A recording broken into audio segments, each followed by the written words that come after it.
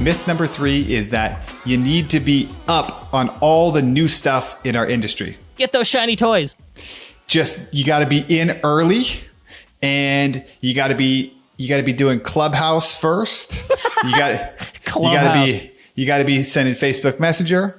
You got to be doing all the messaging at all times to everybody, and you got to be the first. I've never seen people so excited about conference calls. Clubhouse? Yeah, Clubhouse. Yeah. Oh, yeah. Conference call simulator. The reality is marketing tactics are not the answer. If you're listening to this, you probably don't need more marketing tactics. You probably have too many already. And I think that this really hits people when they have a very small team. Like maybe if you have 3 people or 5 people in your team. If you go to a conference, that can be like really dangerous for your business if you come back and have all this stuff you want to implement. And I've told this story before on my podcast, but it's stuck with me. I met this guy named Carl White a long time ago, like when I was first getting into entrepreneurship. I was at Traffic and Conversion Summit, and he was doing some like workshop, or I can't remember exactly what he was doing. I think they brought him up on stage, and he was telling about how he would go there and he would wait for his one thing, because Traffic and Conversion Summit's the ultimate shiny object syndrome place. So he would wait for one thing, and his one thing he was going to implement, and then he'd go to his hotel room, he'd pack his bag, and he'd go home. That could be day 1. That could be day 2. It didn't matter. He was just going to leave. And I always thought about that. I think it's so important, because one good campaign executed is all you need to have massive success. I mean, one Facebook ad could drive $1 million in sales. Focus.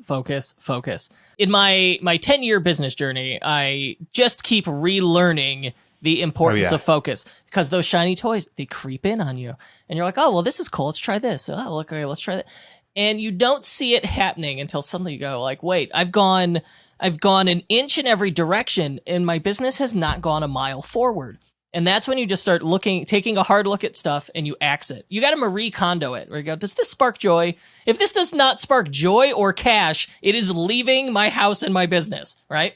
I have those moments. And I love your Carl White story, because after doing too many conferences, I don't take notes anymore. I make a list of action items, and then that's it. I refuse to take notes because it's garbage.